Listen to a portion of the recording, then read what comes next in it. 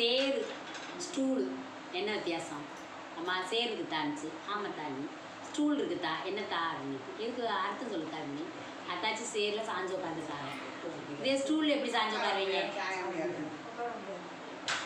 ஸ்டூலில் சாஞ்சு உட்கார முடியாது, சேரில் சாஞ்ச. அப்போ என்னத்த அர்த்தம் அப்படின்ட்டு அம்மா அர்த்தம் சொல்கிறாங்க. என்ன அர்த்தம் சொல்கிறாங்கன்னா, ஸ்டூல்ன்றவங்க இல்லாதவங்க, அவங்கள்ட்ட நம்ம கொடுக்குற அளவுக்கு வசதி இல்லாதவங்க. இதே சேருன்றவங்க நம்ம கொடுக்குற அளவுக்கு வசதியாக இருக்கவங்க. அவங்ககிட்ட நம்ம சாயலாம்.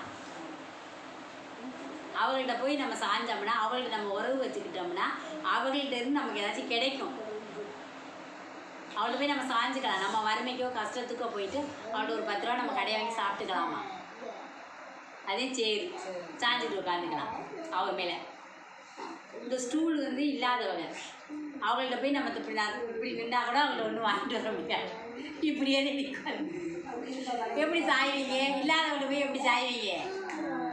அதனால் ஆத்தா என்ன சொல்லுன்னா, நம்மளோட கொஞ்சம் மேலே இருக்கவங்கள்ட்ட பழகிறப்ப நமக்கு அவனால் ஒரு உதவி கிடைக்கும். நம்மளோட கீழே இருக்கவங்கள்ட்ட பழகிறப்ப வந்து நம்மக்கிட்ட அவங்கள்ட்ட வந்து நம்ம ஒன்றுமே ஆக முடியாது. ஸ்டூலில் போய் அந்த இடத்துலயே உட்காந்துருக்கணும். எவ்வளோ நேரம் அந்த இடத்துல உட்காந்துருக்கோம்? எவ்வளோ நேரமே அந்த இடத்துலயே உட்காந்துட்டு இருக்கிறது. அந்த முதுகு லேசாக அப்படி சாஞ்சாத்தே அது அதுவே நம்ம வறுமையை சொல்லுதம்மா. நம்ம கஷ்டம் வறுமை. அவங்களுக்கே கஞ்சிக்கு வழியில் அவங்கள்ட்ட போய் நீங்கள் எப்படி அப்படி அரிசி வாங்கி அந்த உழவு வைப்பீங்க? இதே நம்மளோட கொஞ்சம் வசதியாக இருக்கவங்கள்ட்ட போய் அவங்க மிச்சம் இருக்கும், அவங்களுக்கு அவங்க நம்மளுக்கு கொடுப்பாங்க. தாய் சொல்கிறது அதே. நம்ம வந்து அவங்க பணக்காரவங்க அப்படின்றப்ப அவங்கள்ட்ட போய் பேசினாவோ பழகுனாவோ நட்பு வச்சுக்கிட்டாவோ நமக்கு கொஞ்சம் கிடைக்கும். இல்லாதவங்கள்ட்ட போனால் கிடைக்காது. ஸ்டூல் மாதிரி அப்புறம் அந்த இடத்துல நம்மளும் நிற்கணும். அவங்கள்ட்ட போனால் நம்மளும் அந்த இடத்துல நிற்கணும். சேரில் உட்காந்து நம்ம சாஞ்சு இழப்பாரலாம். இப்போ ஈஸ்வரி அக்காக்கிட்ட கொஞ்சம் கேட்குறாங்கன்னா, இப்போ அக்காவுக்கு ஈஸ்வரி அக்காட்ட வந்து எப்படின்னா, நாங்களாம் வந்து மாத சம்பளம், எங்களுக்கெல்லாம் வேலைக்கு போனாதே சம்பளம். ஈஸ்வரி அக்காவுக்கு அப்படியே பென்ஷன்ன்றது ஒரு நிரந்தரம். இப்போ ஈஸ்வரி அக்காட்ட பழகுனா, அக்கா ஈஸ்வரி அக்கா அக்காவுக்கு எப்படி 5ஆம் தேதி 10ஆம் தேதி பென்ஷன் வந்துடும். அக்கா ஒரு 1000 ரூபா கொடுங்கக்கா தர்றோம் அப்படின்னு வாங்கலாம். இதே நாங்கள் வேலைக்கு போனாதே சம்பளம். முருகேஸ்வரிட்ட போய் 1000 ரூபா கேட்டால் அப்படி கொடுப்பா. அப்போ யாரோட சாயன்னு? ஈஸ்வரி அக்காதே மேசை. சரி, அப்போ ஈஸ்வரி அக்காவோட பழகினோம்னா, அக்கா ஒரு 1000 ரூபா கொடுங்கக்கா. அக்கா ஈஸ்வரி அக்கா கரெக்டாக பென்ஷனாக அந்த தேதிக்கு வந்துடும். அப்போ ஈஸ்வரி அக்காவை நம்பி கேட்கலாம். அத்தை என்ன சொல்லுதுன்னா, இப்போ ஈஸ்வரி அக்கா நம்பி கேட்கலாம். இன்னைக்கு ஈஸ்வரி அக்கா சரி காசு பிள்ளை பாவம் கஷ்டத்துக்கு 1000 ரூபா கேட்குது கொடுப்போம், அவர் கொடுப்பாங்க கொடுத்துருவாங்க.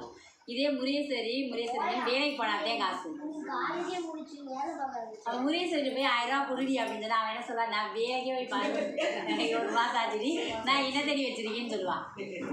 அதே ஆத்தா ஈஸ்வரி என்ன சொல்கிறான்னா, நம்பிக்கை இருக்கிற இடம் இதெல்லாம் மனுஷனை வந்து நம்ம வந்து நம்மளே நம்மளை தெளிவுபடுத்திக்கணும். சிலர் புரியாமல் வந்து இல்லாதவன்கிட்ட போய் கேட்டு தொல்லை கொடுக்குறாங்கல்ல. சரி, அவங்க கஷ்டப்படுறாங்க, வறுமையில் இருக்கான்னு தெரியும், அவங்கள்ட்ட போய் 5000 கொடு 10,000 கொடுன்னு கேட்குறாங்க. யாருக்கிட்ட இருக்கு யார் கொடுப்பா அப்படின்னு இடம் பொருள் ஏவல் அறிஞ்சு போகணும். அவளுக்கு நம்ம தொல்லையாக போகக்கூடாது. நம்ம போய் ஸ்டூல் வச்சு சாஞ்சிட்டு உட்காருங்க அப்படின்னா நம்ம முதுதே கீழே விழுவோம். அவளை போய் தொல்லை கொடுக்குறான். அப்போ ஸ்டூலை வந்து செஞ்சவன் வந்து அப்போ அப்படிதான் உட்காந்துருக்க முடியும். அவன்கிட்ட போயிட்டு எனக்கு கொடுன்னா அவங்களுக்கு மன வருத்தம். அந்த மாதிரி இருக்காமல் யாருக்கு யாரும் தொல்லை கொடுக்கக்கூடாது. முதல்ல யாருனாலும் கொடுக்க தகுதி இருக்கோ அவங்கள்ட்ட போய் கேளுங்க. தகுதி இல்லாதவங்களை போட்டு கேட்டு அவங்களுக்கு மன வருத்தம், நமக்கும் மன வருத்தம். அம்மா ஒவ்வொரு கதையிலையும் அர்த்தமாகவே சொல்லி இருந்தாச்சு. நம்ம அதை புரிஞ்சுக்கணும். இனி வர்ற ஜெனரேஷன் வந்து இந்த தாயோடைய கதையை யூடியூப்பில் பார்த்து புரியுறவங்க புரிஞ்சுக்கட்டும். சரியா இருந்தாச்சு?